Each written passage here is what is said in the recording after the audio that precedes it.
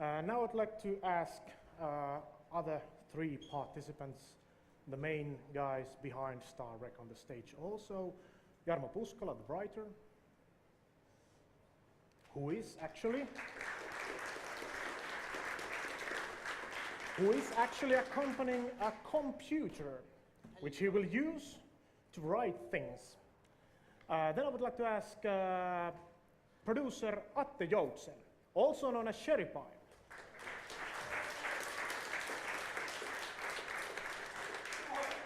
And then finally, my good people, I would like to ask my emperor on the stage, Mr. Samuli Torssonen. Oh, yeah. Okay.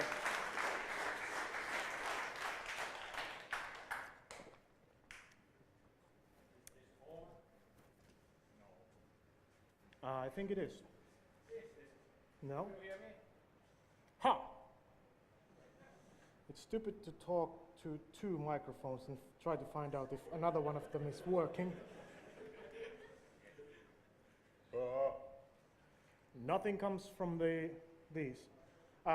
Organizers, help us. We can't seem to work with a microphone. It's too hard for us. We were able to create space flights, yeah, space scenes, but we can't work with microphones, sorry. No. No, this is not working. Is there somebody around here who actually knows how this thing will work and turn on the volume on this thing?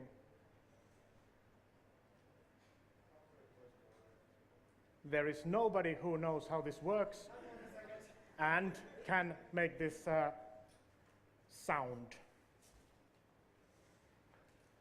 That's great. Oh, yeah.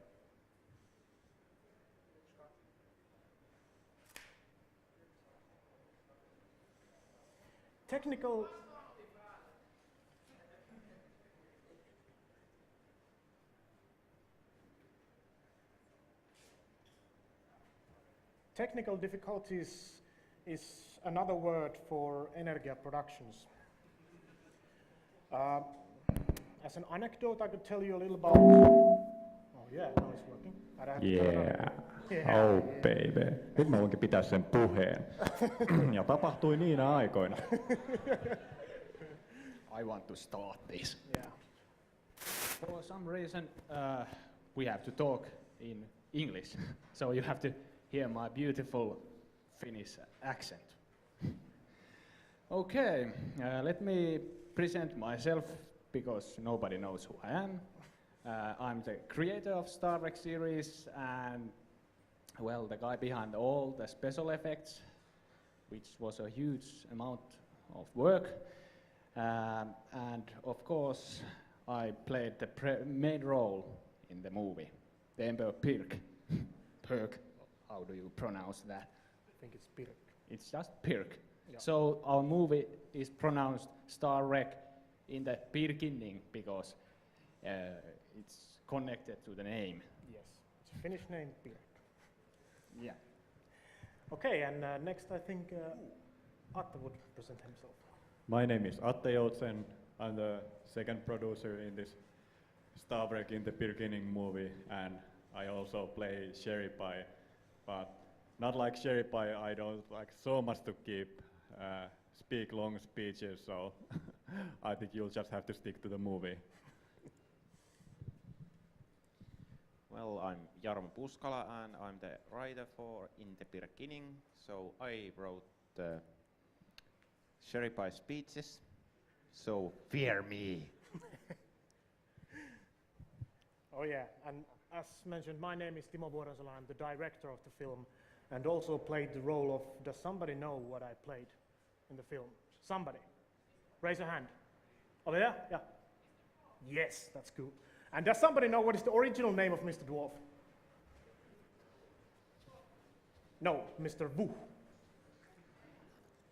Or most likely it's the last name of Dwarf. Dwarf Wu. It's a good name. Okay, over here you see a actually we did a little, we thought about you guys and we thought that it would be fun to do a new logo of Star Trek in the beginning. So you can see it over there. It's pretty much remake of the old logo, but we thought that it would be good to have the star rack itself raised a bit up because well, that's a name that people recognize. What we are doing here is we are going to talk to you a little about Star Rec, but not mainly about Star Rec, I mean how we made it. Maybe some of you have seen the document or have been listening to us talking somewhere and do actually know about the basics of this film. But what I would like to be talking with you guys is what we in the end learned from Star Rec. There was a lot of things we did right and a lot of things we did wrong, and the whole phenomenon taught us something, and that is what I would like to be talking about. Star Rec Road to Internet is actually name of this lecture, and I can see that for some reason the fonts are a bit quirky, so it might turn out that some fonts are on the pictures or something like that, but you're gonna have to bear with that. I believe that you are able to do that. First, we're talking about Star Rec, the internet, and the community itself, how these things are connected to each other. This is a pretty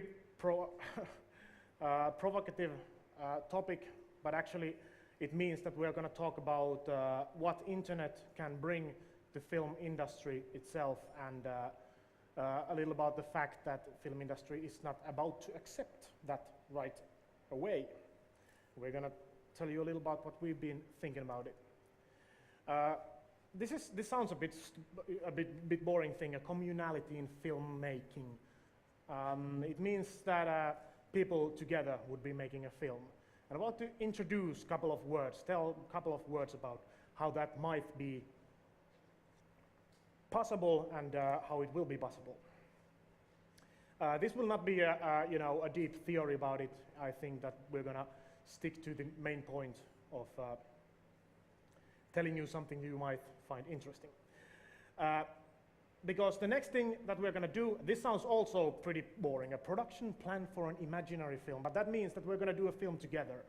And that means that we need your assistance on this one. And I would like you all to start thinking what kind of a film would you like to be seeing, and then we're going to ask for some activity, and I hope you're going to help us out, because we don't want to be talking here all the time by ourselves. This section will be done in Finnish and in English, so your comments will be able to be, we can hear them in Finnish and try to translate it if we can. If we can't, well, we're going to have to understand Finnish then. Are there many English-speaking, only English-speaking people here tonight? No. Okay, but as I've understood that this will be played on the big screen and on the big screen there will be those guys. Not all of them actually know how to speak this very strange language, which was also a pretty fun part about Star Rec. And then we're going to introduce you a tool for the future filmmaking, the Raven's Nest, a beautiful name for an interesting application. And then actually what we're doing here this time on assembly is the announcing of Star Rec Legacy film, which doesn't mean that it's here. It means that it's on the DVD pressing agency right now, but we weren't able to get it tonight because we got late. We just turned in and started to tweak it, so make it as good as possible. And it led to the fact that we missed the date, and it will be available on the next week. But we're going to talk about it. We're going to introduce that and that sort of stuff. And what is the first thing? As I mentioned, we're going to talk about Star Rec and internet as such. How Star Rec and internet connected together, and what kind of things internet brought to the Star Rec itself. This is a pretty big thing to say, but we can say that Star Rec in the beginning was produced, evolved, released, and distributed on the internet. This is a pretty much everything you can do with a film as such. And internet was very closely related to all the parts in this thing, and this is very important, and this is also one of the main things that led me to talk about you guys, about internet and films, because that means that something is happening, because this, if not the first, one of the very first films which was done this way on the internet. It led to the about 4 million downloads, very good DVD sales, and huge media attention in Finland and worldwide. To mention a couple of, Jarmo, you remember them better. Where, for example, was Star Trek mentioned? Maybe you can turn it on. It's on? It's on, yeah. But Samuli thinks I should eat it. Or at least speak so that you can hear me. We've been on magazines all over the world, like The Times in Britain, Washington Post, Variety did, it's a movie industry newspaper, Variety, and they did a 2-hour interview of Timo. Yeah. And got just one line to the magazine. Yeah, that was interesting. Yeah. And Entertainment Weekly and places like that have mentioned us. And in Finnish media, we've been around pretty much everywhere. Maybe you've seen, actually it's almost impossible to avoid seeing it, and I believe that it was at some point maybe even too much on the internet. But I mean on Finnish media. But now that things have settled down a bit, it's the fact that we are focusing mainly on if there is something on the media, there is something to tell also. But media attention was huge, and the reason is not actually the fact that we did a film itself. It is part of the fact, but other parts of the facts are that we did it a pretty new way, a pretty interesting way, and pretty technological way. And those are the things that are always mentioned when talking about Star Trek. It's always mentioned that it's a good movie, it's a first science fiction movie from Finland, but aside from that, it's an interesting technological and internet-wise product, which I'm going to put here one line next, which is not actually totally true, but maybe Jarmo can explain it better. It's this. Yes, it's not actually. Is this on now? Yeah. Yeah. Okay. It's not actually the first feature-length film released. Can you hear him? Damn. I didn't hear the booming. Yeah. And somebody fix us a working microphone. It's pretty frustrating to talk when it. It's a light on, so I think it should be on. Yeah. Is there any possibility to get a working microphone here? Okay. You have to twist it. Okay. It's a dancing microphone. Okay. It's not the first feature-length film released on the internet. Well, obviously there are pirate copies of every movie ever made, pretty much. But that's not. Those don't count. There have been some legal film downloads, some science fiction classics, and then there have been some films that have been made for the internet, but nobody has ever heard of them. So our was the first that became somewhat of a success, and there are a lot of short films on the internet now, but there are difficulties in watching a longer film, so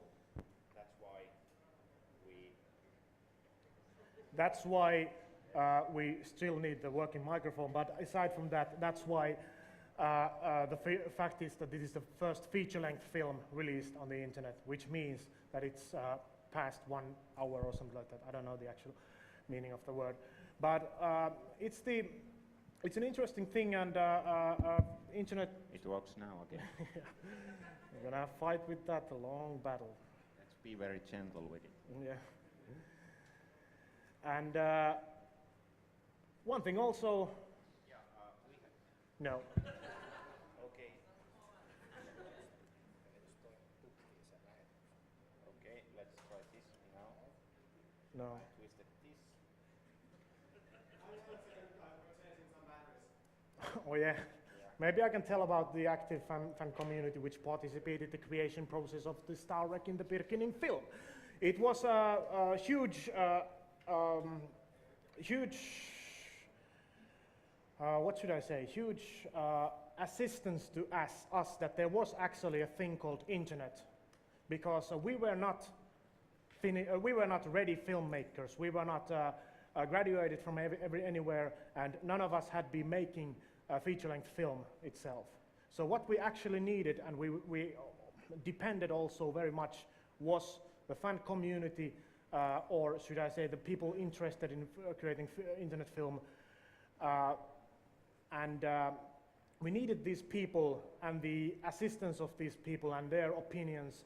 And apart from many other films in the world at that time and even now, we actually tried to approach these people, try to gather them together and ask them about what should we be doing. I mean, we had a good idea what we were doing, but we had no idea how to do a couple of details. So internet helped us very hugely on many parts. I can mention that we gathered many of the model creators from the internet. We gathered scriptwriter from the internet, which is actually Jarmo standing over there, and we had huge amount of opinions and discussion on different things.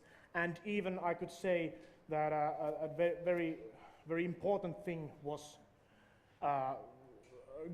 gathered from the internet itself, which was the name of the film. But Samuli will tell about that if he gets the microphone working.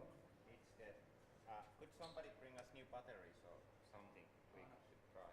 Yeah, we're gonna change this.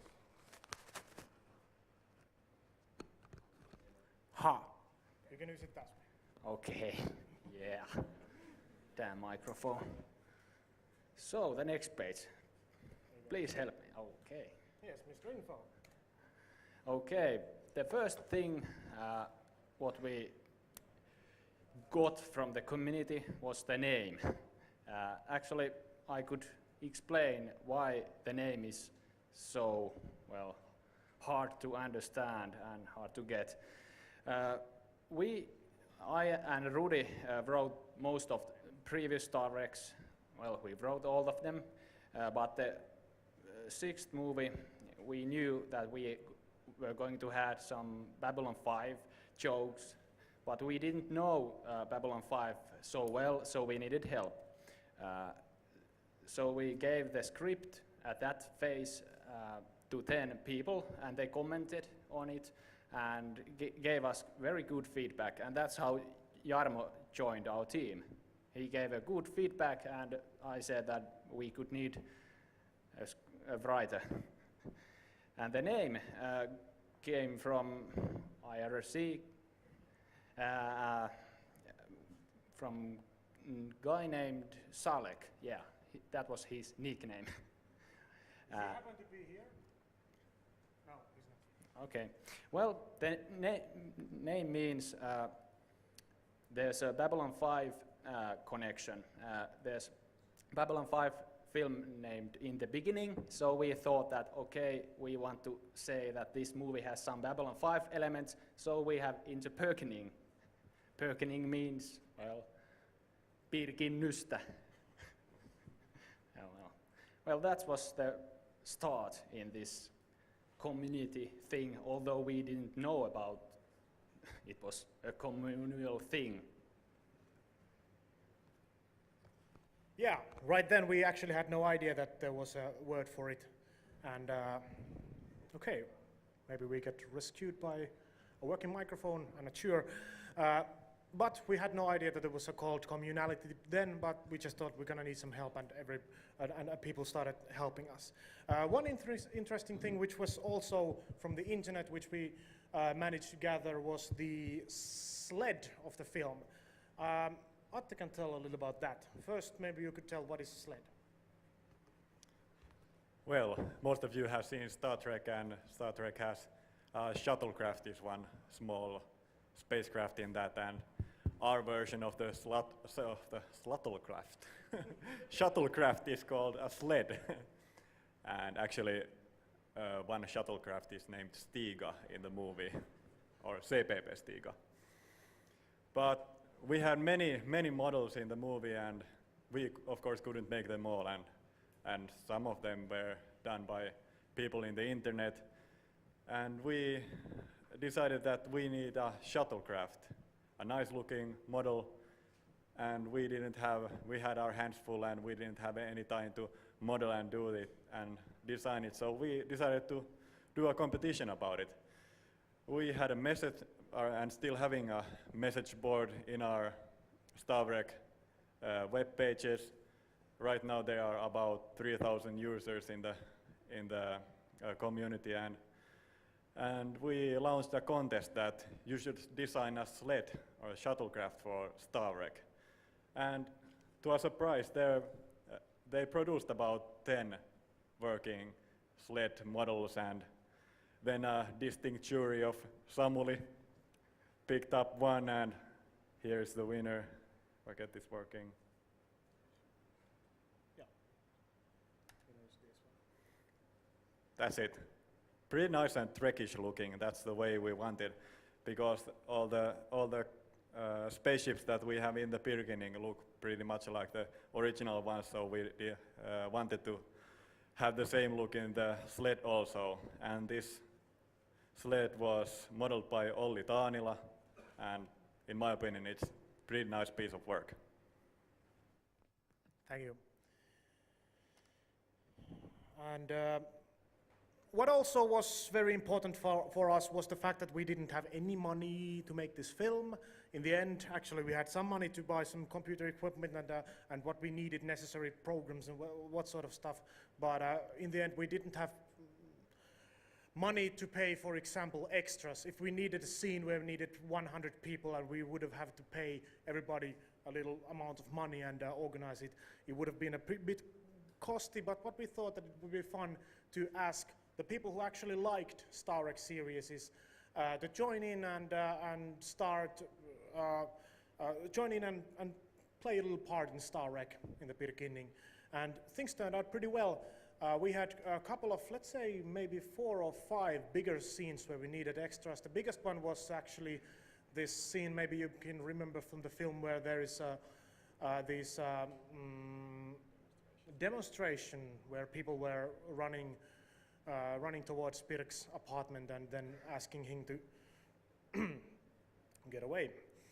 And we organized that and asked people to join in and threw a little party after that, private party after that, and it was a very funny. I have one picture here. This is not from that actual occasion. This is one from one of the Babel 13 scenes where we had a lot of people fighting and running around, and also we had this drinking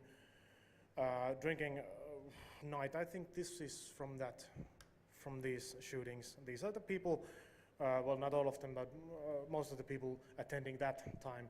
And we had pretty fun time. We gave them a lot of beer and they had fun time, and it was nice shooting it, listening to music and partying at school. And last thing which happened actually after, which was a very huge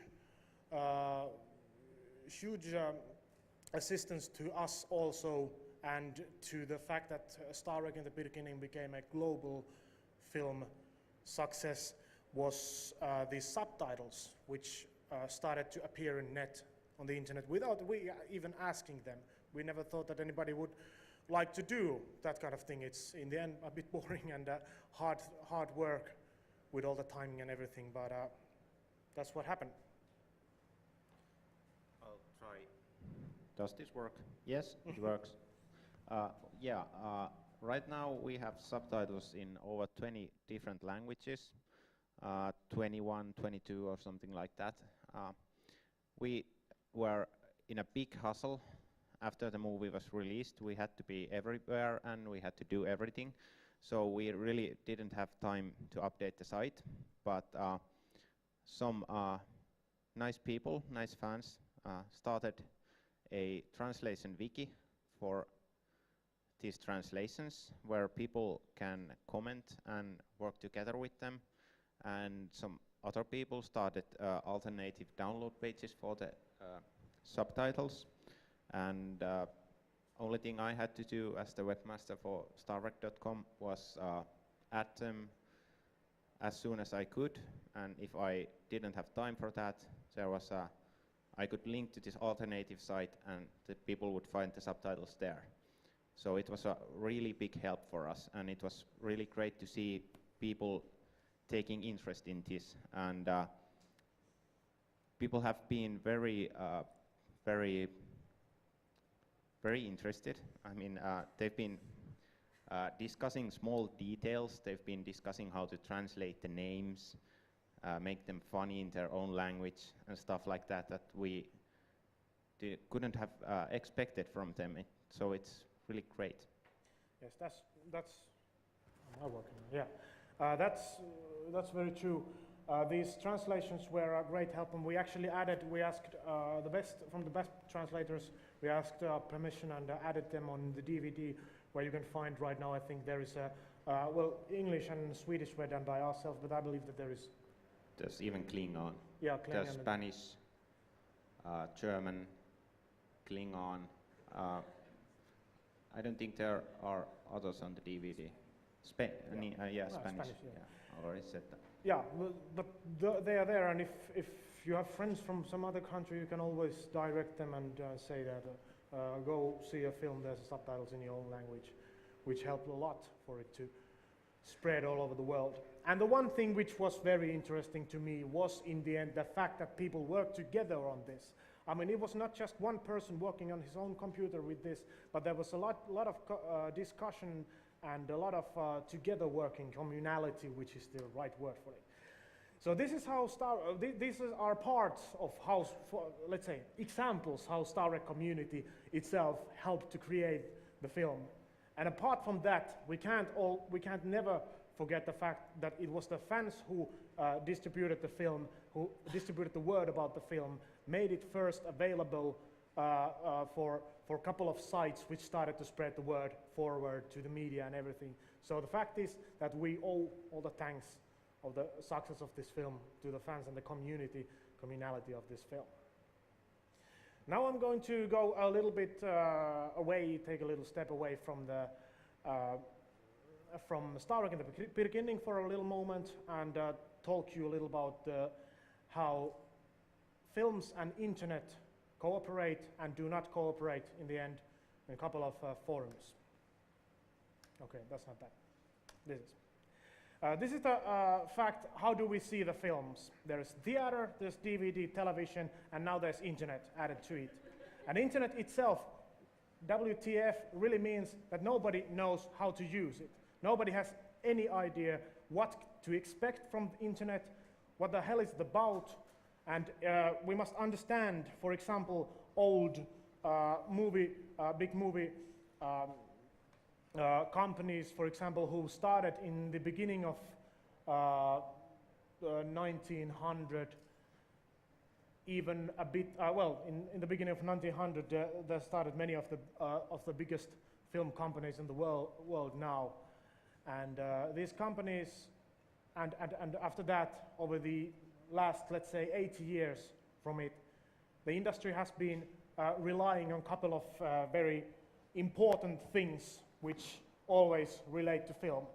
Theater itself, well, it's a social experience, but aside from that, it is tied to a certain time and place always. If you go to a theater, there goes a movie at one time, and it will go out of the film movie at one time, and the rights for the movie showing are marketed globally. So it's a bit, it's that sort of stuff, and it's always local. The rights of the film are marketed globally to a local parts in the world. So it's very controlled how to see, when to see, where to see, and when it's on and when it's not on. DVD itself has this, and DVD and all the hard copies which have started to appear from when VHS was invented. From that to these days, the market has been growing and growing and growing. And DVD has its thing about being a physical copy. There are a couple of things which I like with a physical copy. It's, at first, I can show to myself and to my friends that I like this film, and it's always very easy to take and go to your friends, show it, maybe lend it, own it. It's nice to have all these extras and everything very easily over there. It's always working, if not the DVD player's wrecked. So it has its plus sides, but the problem is that it is a physical copy. And also the rights are sold local. And there is a lot of problems with these what are they called? Country codes.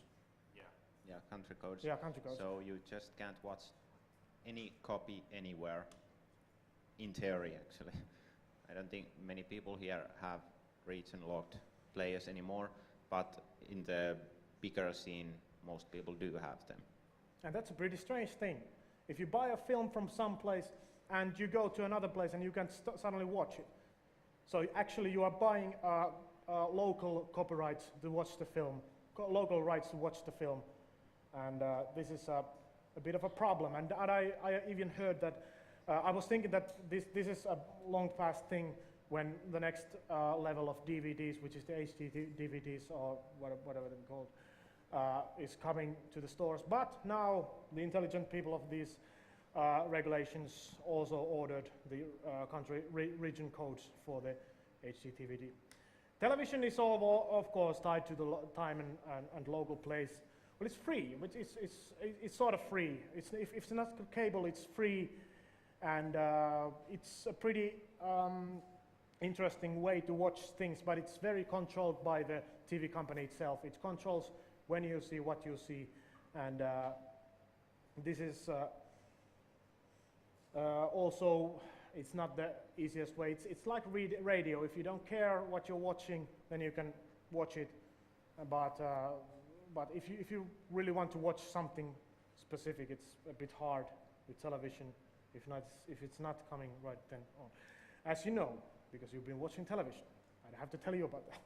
But internet itself is free of time, place, location, and physical copy, and that is actually not as easy thing to understand for a bigger film scene as would have been thought in the end, because this is actually wrecking the whole system of 80 to 90 or 100 years of film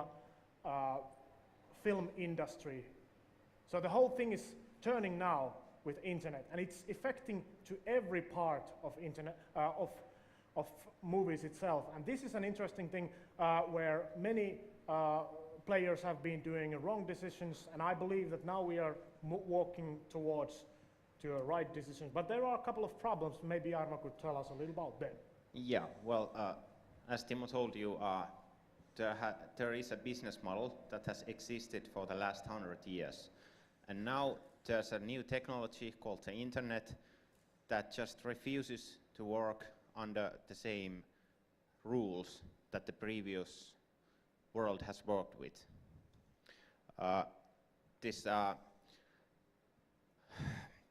The rights of films are sold regionally, traditionally. So basically, when you see a DVD here in Finland, it's released by some Finnish or Scandinavian company or a Finnish part of some international company, and they are releasing it here in Finland or in selected number of countries. And these companies always buy these rights per country. So this is how the distribution system works. Same is for TV. TV stations buy the right to show the movie in certain geographical area, like Finland or Sweden. When they buy these rights, it's this one place. So the company that distributes the movie, they get revenue from all over the world, and they get it from a lot of small places, small areas, and with the internet this is very, very hard, because internet is by nature global. You just can't sell the internet rights to Finland unless you break the internet. You make it local, and that's not something that people want to see. They don't want to see the internet becoming shattered into small areas. This makes a new problem. It's also a possibility, because internet is global. It's easier to distribute your product globally. But then again, internet is all about copying, and digital copies are not taken away from anyone. They just exist, they multiply, they are like rabbits. And this makes it very hard to tell people that you just can't get this copy because you don't feel like you're taking it away from somebody. Basically they're asking you to pay money for the right to watch it. And that is something quite weird, because it's not tied to a place or time. You've always paid prices for watching things, but they've been in the form of entrance fees and things like that. Internet makes these feel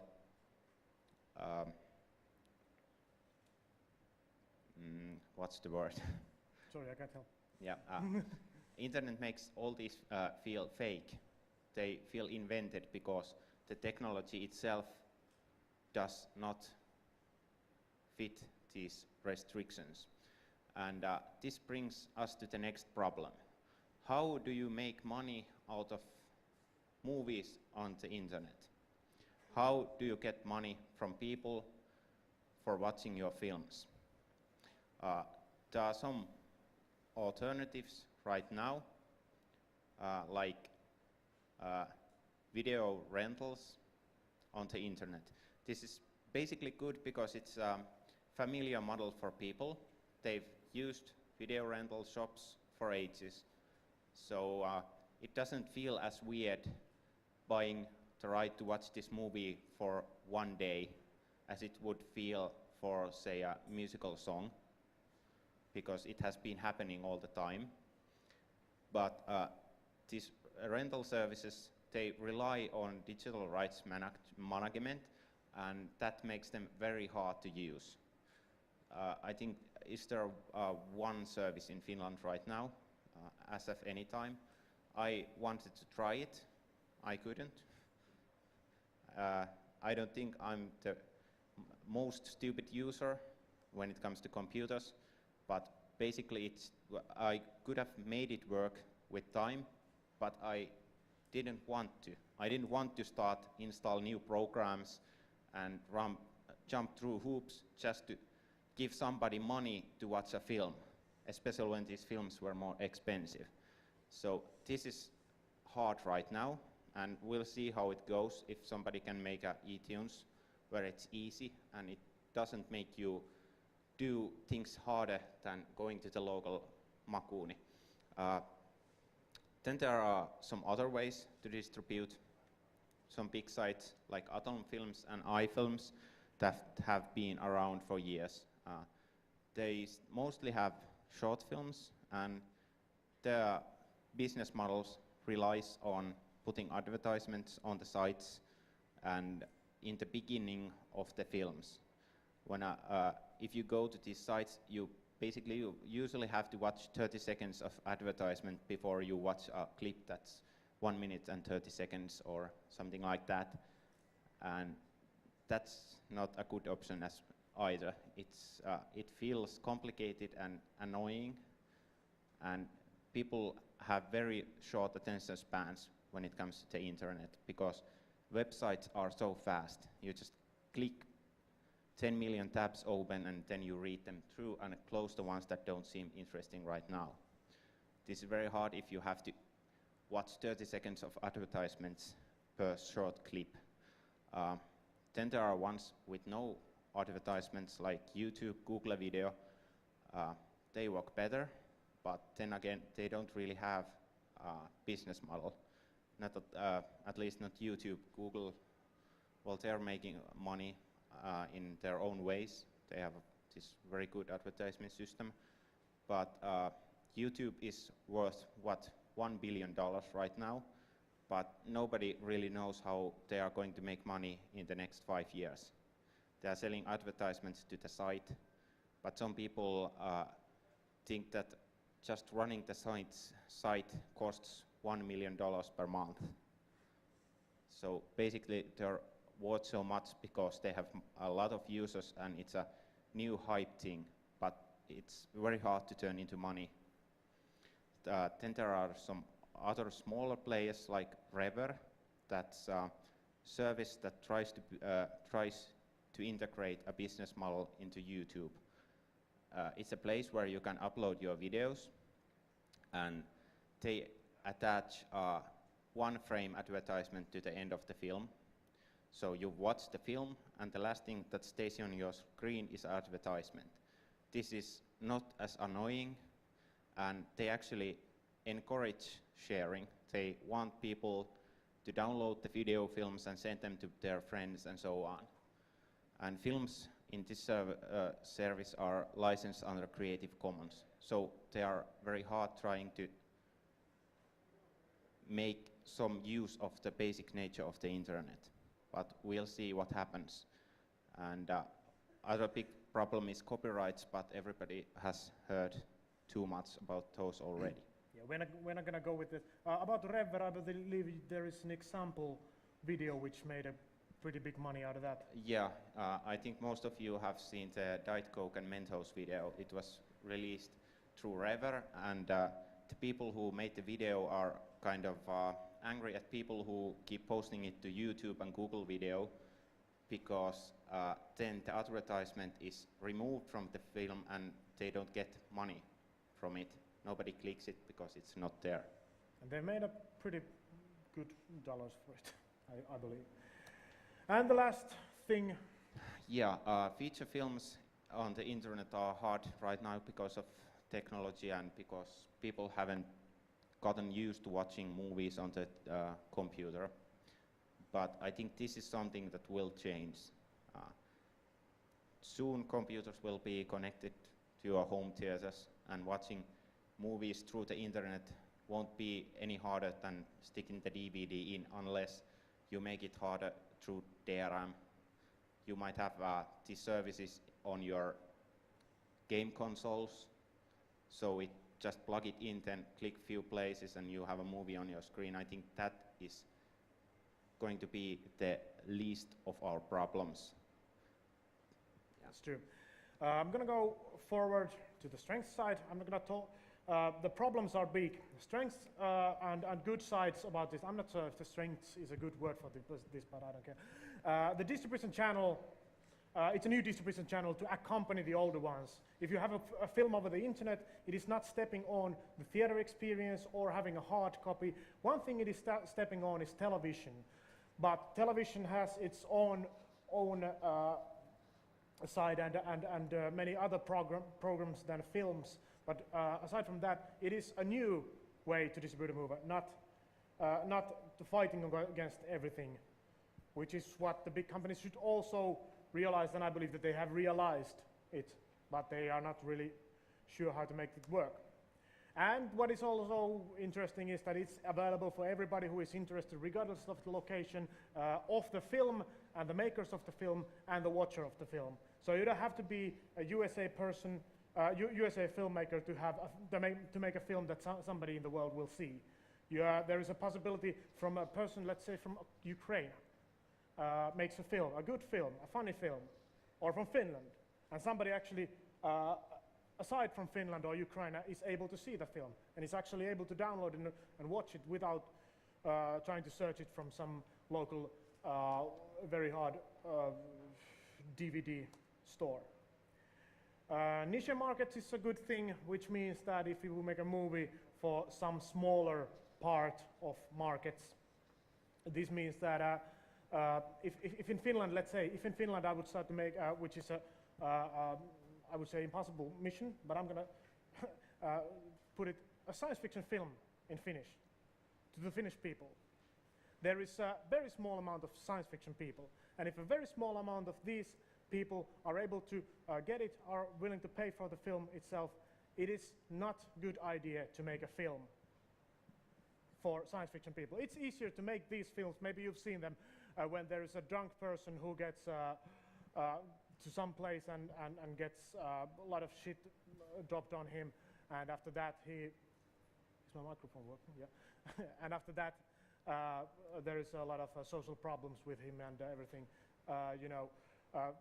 He goes back to his own village where he was born, and there he faces all the problems of the small villages in Finland. Maybe we'll see these films, but if we want to see something else, it is very hard for a local filmmaker to start making film, for example, to the science fiction audience, or to the horror audience, or to the anime audience, or whatever, because there is no market. In internet, the market is there.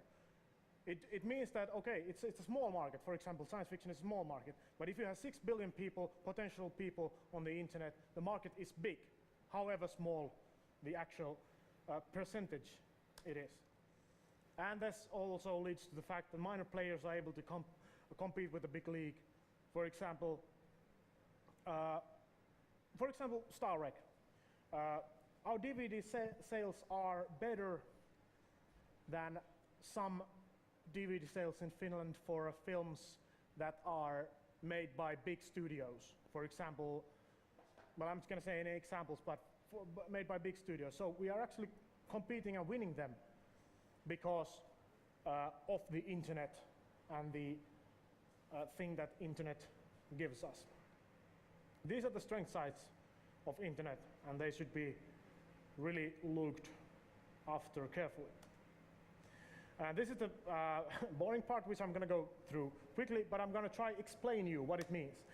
Idea of communal film production becomes from the idea of making a film with you guys, with every one of us dropping in a couple of ideas. I believe that you have been watching movies, and you've been thinking about, I would like to see this, I know how to do this thing, and I know how to do this thing, but I am not able to do a film, fully functional film itself, because of many, many factors. But communality is actually the possibility to create a film. Because if I, for example, gather every one of you people to the one studio, we start making films, I ask about you, what is your, let's say, your specialty? I ask about what you do best, for example, with a computer. And you answer me, maybe the answer is, you're a good web page maker, and then we have some 3D guy over there. We have I believe that every one of you has something. And if it's not something concrete, it is great ideas.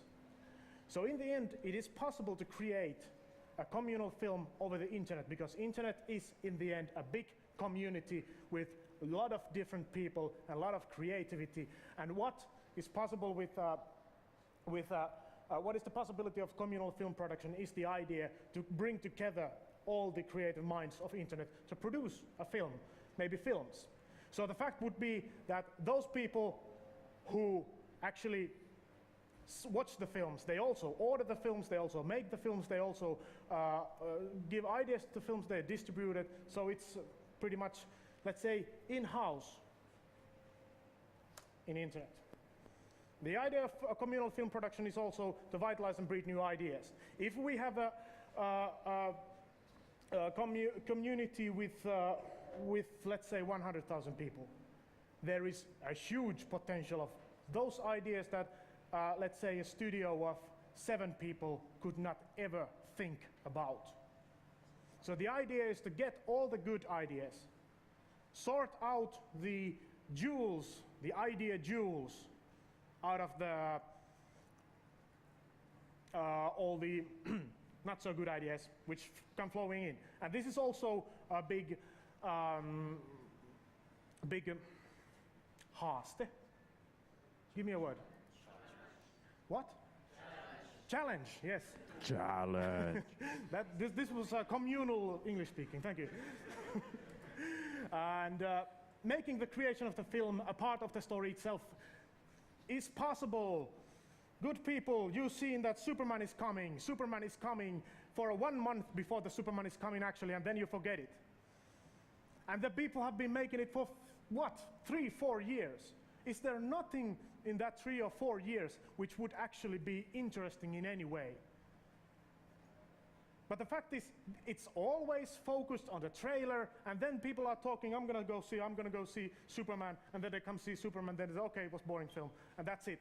For the 4 years of production, Star Trek in the beginning was very interesting and very working because of the fact that it was alive for much longer than just the 1 month before the release itself, and it continued. And that is because of the community itself was very, very lively and very active. And it was what I thought to be something we should see in other films. I know that bigger studios have been trying to do it, and I believe that, for example, King Kong was an example which they kept it alive much longer. They did these small web blog-ish things, which they released on DVD later, about creation of the film. It was interesting. I haven't seen it though. Creating a source of creative people from different professions. Well, this is almost the same thing I said there. But if we have a source, let's say we have one roof under which there is a huge community of filmmakers from different, and not filmmakers, I mean people from different from different professions. And if I need someone, let's say I need an architect, I can ask over there, is there an architect who knows something of filmmaking? Well, yeah, here I am. I've been working with these couple of projects on the internet. So I can pick him up, pay him money, do me architect, whatever architect does. And the test bed for movies, you can always try the movie. Let's say let's say we're making a Star Trek film. We want an annoying person to the Star Trek film. And let's say we want a character of annoying nerd to Star Trek, which we actually have in Star Trek what? This is a question. What is an annoying nerd from Star Trek series? Somebody? Nobody have, yeah? Hummer. Yes, Hummer itself. We need that kind of a person. We need a person for Hummer, for example. And the fact is that everybody has their own ideas about Hummer, how he should look like. And then we can pick up, let's say, 10 people. We do a little test show with them, and then we put it on the internet. Who do you think is the best Hummer? Who is the most annoying of these persons? This guy. All right, that's good. We're gonna pick him, or at least it's a good decision. So you can test all the even very smallest parts of film on the internet. And I'm gonna tell you a little about how community actually works nowadays. This is a scene from a film called Elephant Stream. Has anybody seen it? Okay, that's good. Communality in action itself. I'm gonna go through quickly with this. The first one is America Zoo Troop Studios. It's not written like this. Virtual studios, yes. Well, this is a web page. It doesn't give you too much, but at least you've seen it. The fact is that it's funded by Francis Ford Coppola and Steven Spielberg in the beginning, and he has produced a couple of good films. For example, well, this actually is a project for the American Zoetrope Studio. Yeah, this is a project for the American Zoetrope Studios that has produced, I think, American Beauty and movies like that. Like that. Yeah. And the idea of that is they're offering a community for creative writers and nowadays poets and everything. Idea of you make something and you give it to the people, and the people review it and they enhance it, and that sort of communality for writing people. And they have, I believe, extended that a bit more nowadays. But it's mainly focused on that. But the idea is, if you have a good script, the good script is never too good. The script has to be finished sometime, but it's never too good. And if you write a script, you're going to have to rewrite it for 14 times, it is said, for 14 times before it's at least adequate, if that's a word. And if there is a huge amount of people who people who are interested, they can join in, say, this is shit, this is good, this is shit. It's easier for you to start working with it. Of course, it's a creative process of yourself, but opinions are never against creative process. Everybody should know that, I believe, even Axl Rose. Swarm of Angels, also known as Give Me Money. The idea of Swarm of Angels is that they are trying to produce what is called first internet-funded film for free internet distribution. The idea is that they're going to collect $1.25 million from the internet users. And the $1.25 million is going to come from people giving a 25 pounds, I'm not sure if they're talking about pounds or dollars. Well, it's same difference. Well, it's not. But the idea is that they're making a 25-pound contribution each one. And they're doing these pushes. They're going to collect first 500 people who donate 25 pounds. And then they're going to collect 1,000. And in the end, there has to be 50,000 contributors. I'm unsure of it. It was something 10 or 40 or 50. Yeah, most likely 50,000. And well, they have a little problem. They don't have a script. Actually, they have no idea what they're doing with the money, but they're collecting the money in the end. So the idea is that you give them money and hope that they're going to do something good with it. I think there is a little problem with that, but it's a good idea. And the basic idea is to create that way a film for free distribution. Because in, for example, United States of America, creating a film is much, much, much more expensive and harder than in Finland because, well, it is. And now we have Elephant Stream. I'm going to show a pretty picture of an Elephant Stream. And it's a pretty good looking film, and it's all the frames are like this. So it's an animation created with this software. If somebody knows Blender, do you know Blender? Yeah, you people actually do know Blender. But Blender is a 3D software, and there is a huge list of other freeware, open source softwares. And this film is created by using them. And it's a project by Blender Studios, and it's a world's first open source based movie. It's an interesting movie. My personal opinion about this is that it's interesting. It's not the best film in the world, but it's very interesting. And it's very good looking. So you should see it. I think you just type Elephant Stream in your www.elephantstream.com and you come there. It's a good looking film, 10 minutes. So this is what I had to say about communality. And I'm going to try out here a little thing with you guys. Are you into this? Let's say something. Are you into making a movie? Yeah? Yeah. Make some noise. All right, we're going to try this out. We have a scriptwriter over here who is called Jarmo Puskala, and he's going to do us a script about a film. And we're going to do this film with your ideas. Jarmo will be the person. Maybe you can say a couple of words about this. Yeah, no, well, first, not actually a script, but a short synopsis or something like that. But we're going to make a movie. Timo is going to ask you questions, and he's going to talk to you. I'm going to write stuff down, and I'm going to try and make them into a movie that would sound interesting and funny and or tragic, whatever. This comes from you. But I want to tell you, this is not democracy. This is not the fascism by the big masses, because this is a creative process. You're going to help with this creative process, and you're going to be a part of it. But it doesn't mean that I'm going to try and make a list of things that most of you would like.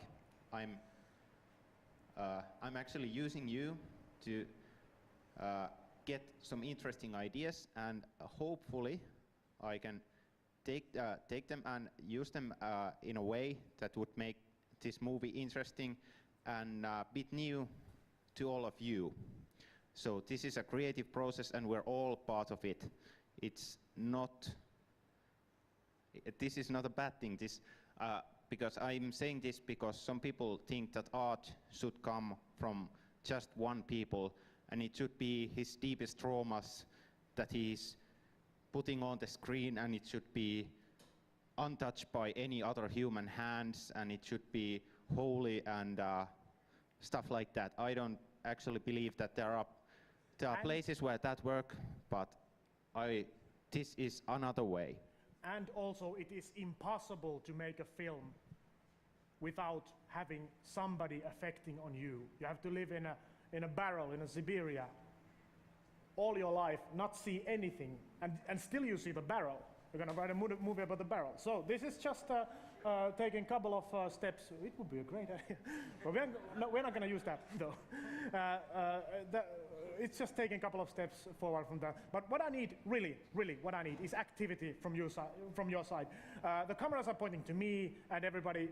I am the one who is being listened. So don't be afraid that you will be shown on the big screen or anything. And also, the language will not be a problem. Please speak in Finnish, and I can translate it if I can. If I can't, well, we're speaking Finnish. This is also, please excuse me, the first time I'm going to do this, and this is something I've been wanting to do a long time, but I think now there is a little possibility to make this work, because I believe that you guys are active enough to work on these ideas. And I have shred movie production into 4 different phases. And if you make a movie by these 4 different phases, most likely you will never get a movie made. But this is a fictional film, so that it will never be out, unless somebody of you really like it and gonna film it. Okay, so we're gonna start with this. The first thing is the script. We're gonna need a script over here. And the script is what is called, how should I say it without stepping on anybody who is actually a scriptwriter? I'm not a scriptwriter, but to me, as a director, to me, script is a collection of great ideas made into some sort of order, and we're gonna collect these ideas. First thing we're gonna need is, where is this film taking part in? You can give me anything. I'm gonna ask a couple of ideas, and Jarmo is gonna write them up, and he will decide which is the best, which suits his own plans. Timo, let's do it this way. Use, well, you say something, and Timo shouts it aloud so I can hear it clearly. Yes, that's true. So I'm gonna say it in English aloud when you have an idea. But we're gonna start with this. I need a place where this film could happen, a place anywhere in the world. Raise your hands who has ideas. Raise your hands, you have ideas. You have places over there, yes. An asylum is that? Yeah, asylum. Assembly. Huh? Assembly, asylum. Yeah, okay. We have some other ideas, okay? Yeah. A jungle, that's a good idea. A post-apocalyptic, maybe a place even. Post-apocalyptic what? Yes, maybe a mental hospital. Yeah, post-apocalyptic mental hospital. Okay, that's a good idea. And something else. Something else. I need a place. You have places in your mind. Somebody wrote a song about it. I'm not gonna sing it here because you're gonna you're gonna tell me one place more. I need one place more. And we have here the North Pole. Okay, so we have a couple of places now. Jarmo is going to do his decision, which suits his own vision of film the best way possible. Okay, the next thing. What year is this going to take place in? This is very easy. You just need to put numbers together. Maybe 4 numbers. If 5, it's going to be far future. If lower than that, it will be budget film, big budget film. Because you need, okay, yeah. Yeah. 42, 42, okay? Something else. A year, over there. 1337. 1337. Okay, yeah. Something else? Okay, yeah.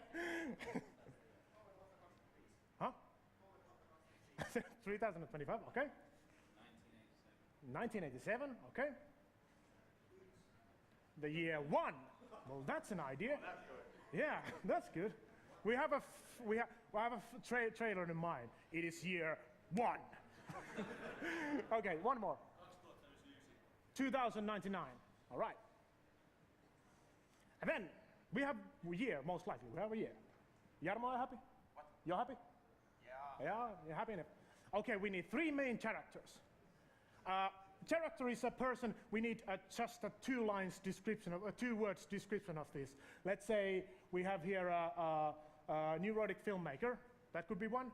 Also, what could be one is fat guy speaking, speaker, fat speaker, for example. That could be it. What could be also is I'm going to think about something. Well, let's say you think about it. It's not that easy. This is a bit harder. A person description over there.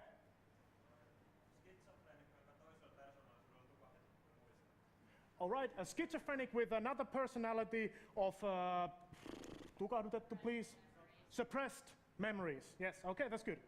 Yeah, over there. A sniffing animal, that's very good, okay.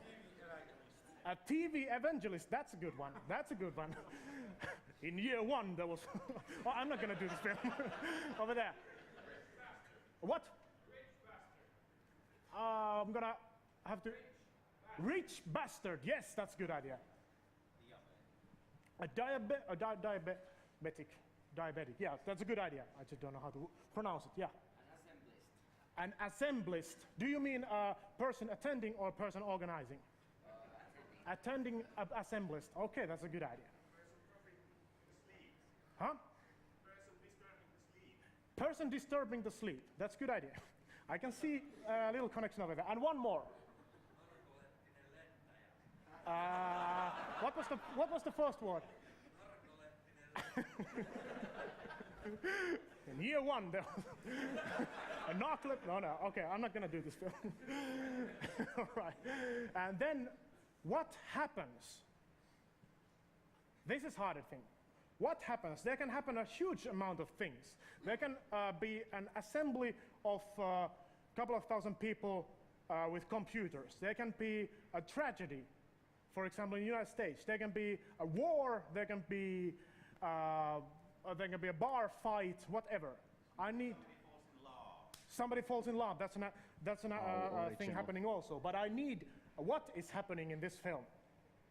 Over there.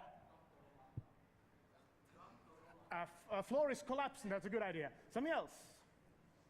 Over there. The laws of physics are changing. Okay. And something else. What is happening over there?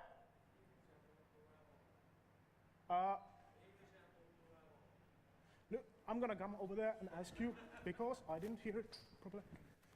Because that sounded very good. Yeah. Ihmisillä muuttuu evoluutio. Okay, the evolution of human is changing. In the year 20. Okay, then something more over there. A conspiracy. Good idea. I'm gonna need a lot of ideas because Jarmo is. This is the kind of main idea of this. So I'm gonna ask you first. You. The Earth is not exploding; it is dividing in 2 physically. That's good. A nuclear war. That is very good. Something else over there. Huh? Yeah. What makes the gas explosions? What? Yeah, but what makes them? What makes the gas explode? Maybe there's something. Well, okay, it's a hard, but yeah, you can put it on. Yeah, well, maybe the narcoleptic pilot falls to sleep and crashes into the Hartwell Arena. Oh yeah, that's good. That would be yeah, a happening. That's good. That's good. Okay, so we're gonna need more. Please help me. One more over there. After the world has divided, there comes a new ice age. A new ice age for the both parts of the world divided. And well, we have now the basic idea of this. And then we're gonna go forward. Actors. What I need is 3 main actors for this film. And these don't have to really be actors, real actors. What I would like to see is, I would like to ask you, who would you like to see on a film? Let's think this person could act, or there would be a great director to make him act, or he can be any actor in the world. Any person in the world existing now in Finland, anywhere, maybe in the future even, but somebody who you can give a name to. And we know it, it's also important. Vesa-Matti Loiri, that's a good idea, yes. Over there. Matti Nykänen. Good idea. Something else? Urho Kekkonen, good idea. David Hasselhoff, it works, yes. Over here. In the back. Chuck Norris? Yes. Now we're talking Lemon Demon for the music, yes. Yeah,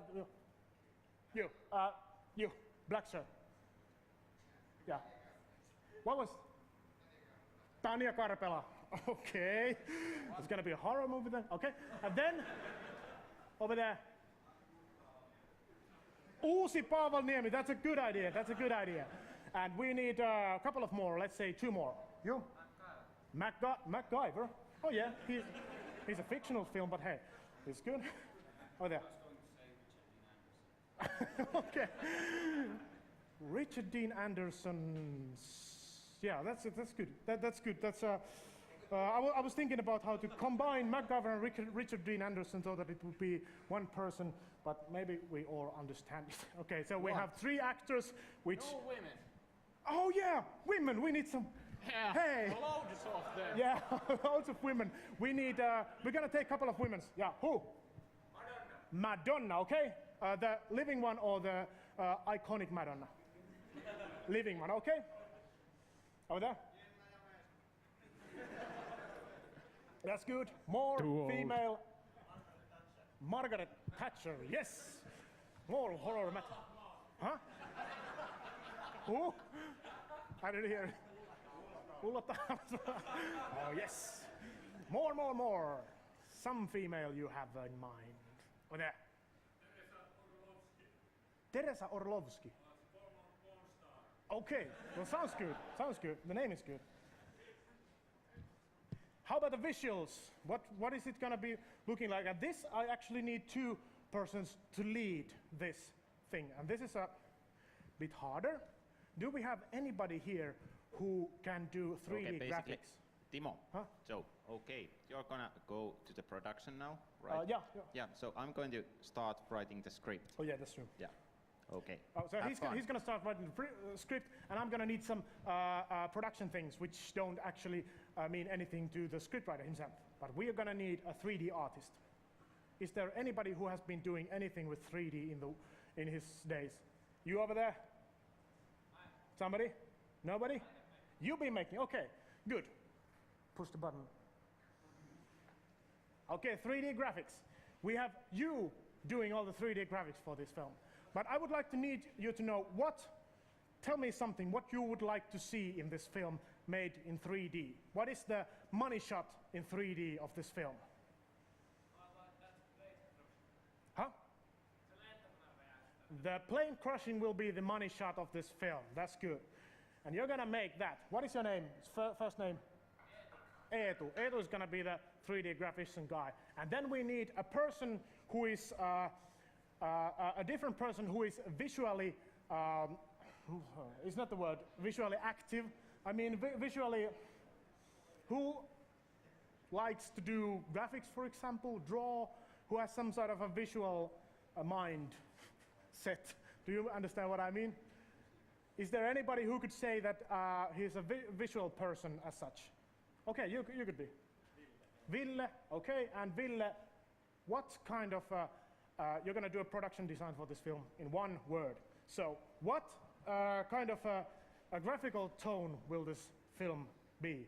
There are examples like a grayscale film or like, maybe you can tell me a film which will remind you of this. I am thinking of the world. Oh yeah? World just dividing into Yeah.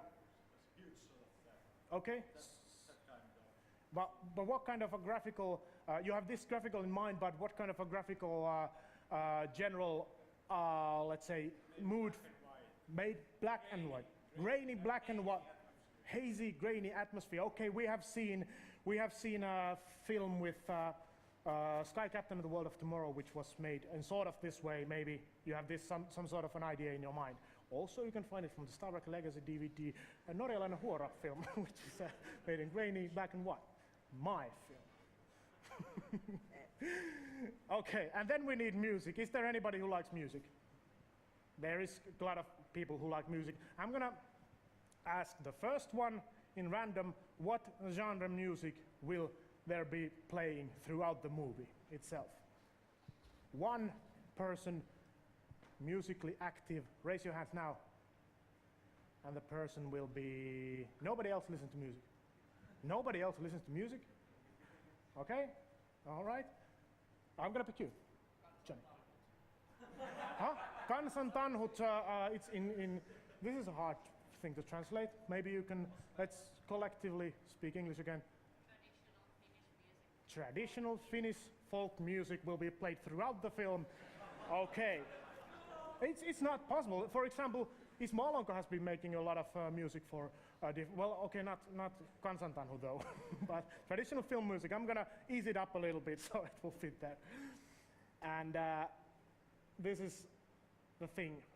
Now we have been doing collectively 4 parts of the film, and it is Jarmo's job now to do a synopsis for this film to the back cover of the DVD, so that if you pick it up from, let's say, Anttila, you will find it interesting. Wow, this is something I've never seen before. Most likely it will be.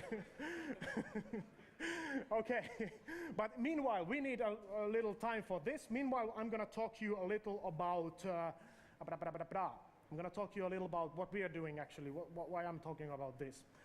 There's a reason for that, and you don't see it over there, but you see some graphics over there. It's called Raven's Nest, which is what it is actually all this together on the internet. It is a tool to create communal movies on the internet, which is a thing Energia Productions, which is us, didn't come to mention, is working on. And Atte is the main producer for that part, and he will be talking quickly about going through what is actually Raven's Nest going to be in the future. Raven's Nest is going to be a movie-making platform that works in the internet, where everybody who is interested in movie making can take part.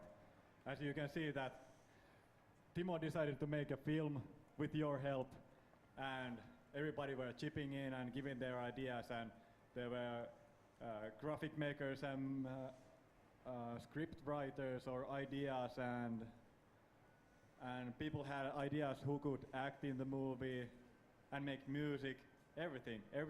You have a lot of ideas, and they can be put in a good use in our Raven's Nest. Well, as I said, in the internet, www.ravensnest.com. Not right now really, but in some time. We're gonna collect a large database about your ideas or the user's ideas of what he or she would like to see in the movie. Or then if you are interested in modeling things, you could model, for example, a spacecraft, or just make blueprints for the spacecraft, and then somebody else could actually realize the whole thing, or anything. Just split a traditional movie production in small sections and put it on the internet and have people work for the things, or at least give ideas, as you did give to Jarmo ideas about the script.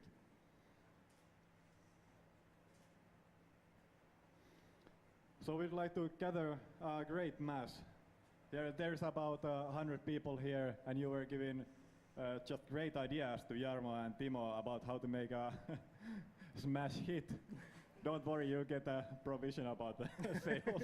Don't. Hey, we have to live with something. It won't be too big anyway. Well, movie making is hard business, you know that. Anyway, in the internet there are hundreds and hundreds and hundreds of people interested in making a movie, or at least have ideas what kind of movie they would like to see. And we would invite them to the Raven's Nest. It's free to use it, it's free to log on, you have your personal account there, and you could chip in to the areas that you are mostly interested in. You could, for example, do graphics. If we wanted to do, for example, there's a science fiction city that needs some kind of spicing. For example, we would need some big billboards or posters there that would be seen in the background of the shots. Somebody of you could Photoshop them, for example, or you could just give ideas for them. Just put together a whole lot of creative minds and we're bound to get something done. So there's going to be a totally new way of creating short and both feature-length films. We're also thinking of maybe you could do music videos or any other kind of audiovisual productions with Raven's Nest. And most of all, we think that the community is the one big thing about it. It's fun to work with others and give ideas to them and see how your own ideas are picking up, how they are evolving. And when the movie is finished, you can see your ideas on the final product and see it spread around the internet, and you'll see your name in the ending credits, of course.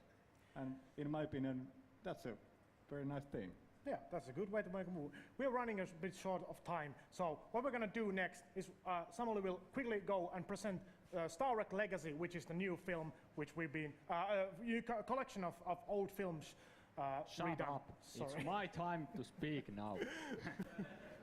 A bit quick. Okay, so here they are. The movies I started in 1992.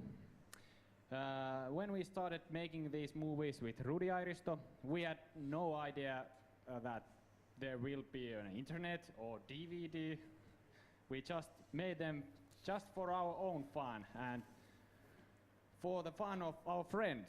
So there were usually 2 or 3 guys watching the movies when we finalized the movies, and they said, hey, this movie was fun. Could you do another movie? So, of course, we did new movies and new movies. So basically, they are made just for fun. And now I want to make sure that everybody has the possibility to reach them and watch them. It's very hard to look them from internet. Of course, these movies will be available throughout the internet. Sometime we see correct the time and place, but so far they are only available on DVD, which will be released today. Unfortunately, the DVDs are still being pressed, which is very unfortunate thing. Okay, and the Legacy edition, well, we had to change some music because, well, we couldn't compose the music in year 1992, so we loaned the music. But finally, the dream has, well, it's here. I have my own music. Not made by him, though. That's a good thing also. It was. No, it wasn't made by him. I'm the worst guy when it comes to music. But I know what music fits a scene. Okay, the first movie, Star Trek 1, was 1992 completed. It was pretty much original format. And same goes for the second movie. And the third movie we had to dub a couple of lines because there was music mixed and we couldn't take the music off. The biggest change was in the fourth movie. We had to redub the whole movie, which was unfortunate, but it's looking better now. I know. I feel you must thinking new George Lucas. Well, I really understand George Lucas. I really do. Well, okay, Star Trek 4 is, well, when you understand when you see it. And the fifth movie, well, that was very time consuming. We had to change all the backgrounds, the bridge backgrounds, and same goes for the fourth movie. I remodeled the bridge and recomposed the scenes. Of course, added some background detail. He couldn't resist. Okay, and some extras. There's a great documentary inside the DVD and my first movies. So that everybody can understand that you don't have to start with interpersonal. You can start with Andy Bones. And there's some Nazis in it. And of course some sketches made by me and my dear friend Markus, who was the smiling Gog. And the first movie of Timo Vuorensola. Yes, Norelana Huora, it's a strange name which has nothing to do with female. We are really running late with time. I am sorry about this. It took a little bit longer, but it was fun. I would like to know first. Huh? We have a script over here, but we don't have enough time to go through it. But what we're going to do, we're going to release it on our web blog in just a couple of minutes. So when we write, this is a quick one. Okay. And for the legacy, if you want to pre-order the DVD, the George Lucas switch on again. Okay. So we have a stand over there, and check us out. Yeah. Okay. During assembly 2007, Earth's magnetic poles changed places, bringing forth a chaos unlike anything mankind has ever seen. The world is laying to ruin in an accidental nuclear war caused by the catastrophe. The visitors of assembly are trapped in the Hartwell area, but they are given a new chance of life by a narcoleptic pilot, Chuck Norris, who crashes a plane filled with food through the roof. The movie is a Crickmin tale of survival after the end of the world as we know it. Vesa-Matti Loiri stars as a TV evangelist who hates technology and who becomes the savior for the visitors of assembly after the world goes back to year zero as all electric technology is rendered useless. Can they save the world's only surviving female, a diabetic girl called played by Jenna Jameson, and repopulate the world? Okay. All right, one more thing.